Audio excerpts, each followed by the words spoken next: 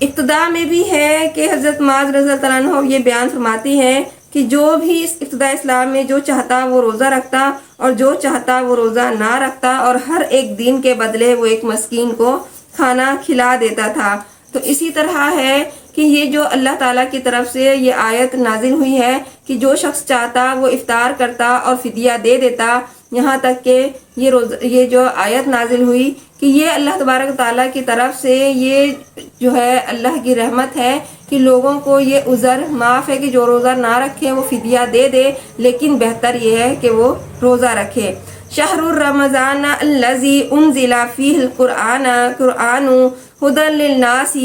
کہ ماہ رمضان وہ ہے جس میں قرآن اتارا گیا جو لوگوں کو ہدایت کرنے والا ہے، وبینات من الہدی، اور جس میں ہدایت کی اور حق اور باطل کی تمیز کی نشانیاں ہیں۔ فمن شاہد منکم الشہر، پس جو تم میں سے جو شخص اس مہینے کو پائے، فلیصمہ، وہ روزہ رکھے، اور ومن کان مریضا، اور جو شخص بیمار ہو، او علی سفر، یا سفر پر ہو، فعدۃ من ایام اخرى، تو یہ سے چاہیے کہ اسے دوسرے دنوں میں یہ گنتی پوری کرنی چاہیے۔ اور یرید اللہ بکم الیسر، کہ اللہ تعالیٰ کا ارادہ ہے کہ وہ تمہارے ساتھ آسانی کرے، ولا یرید بکم العسر، اور سختی کا وہ ارادہ بالکل نہیں چاہتا، ولتکملوا العدۃ، اور وہ گنتی پوری کر لو، ولتکبروا اللہ، اور اللہ تعالیٰ کی ہدایت پر اس کی بڑائیاں بیان کرو، ولعلکم تشکرون، اور اس کا شکر ادا کرو۔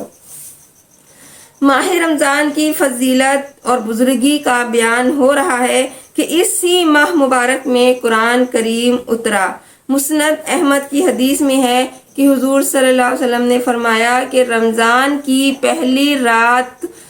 جو ہے اترا، اور تورات 6 تاریخ، اور انجیل 13 تاریخ، اور قرآن 24 تاریخ نازل ہوا۔ اور ایک اور روایت میں ہے کہ جو ہے زبور 12 کو، اور انجیل جو ہے وہ 18 کو، اور تورات اور زبور جس پیغمبر پر اتری وہ ایک ہی مرتبہ اتری، لیکن قرآن کریم بہت بیت العزت سے آسمان دنیا تک جو ہے وقتاً فوقتاً حسب ضرورت زمین پر وہ نازل ہوتا رہا۔ تو یہی مطلب ہے کہ انا انزلناہ فی لیلۃ القدر، اور انا انزلناہ فی لیلۃ المبارکہ، اور اس میں قرآن کریم کا نازل ہونا، اور رمضان کے مہینے میں لیلۃ القدر کو نازل ہوا، اور اسی کو لیلۃ المبارکہ بھی کہا ہے۔ اور امام بخاری رحمۃ اللہ علیہ نے بھی اس حدیث میں بیان فرمائی ہے کہ جو شخص رمضان کے روزے ایمان اور نیک نیتی کے ساتھ رکھے، اس کے سب اگلے پچھلے گناہ بخش دیے جاتے ہیں۔ کہ غرض اس آیت سے ثابت ہوا کہ جب رمضان کا چاند چڑھے، کوئی شخص اپنے گھر ہو یا مسافری میں نہ ہو اور تندرست ہو تو اس پر اسے روزہ رکھنا لازم ہے، اور جو شخص اس قسم کے لوگوں میں سے نہ ہو یعنی مسافر ہو تو وہ بعد میں یا بیمار ہو تو وہ بعد میں اپنے روزے کو پورا کریں۔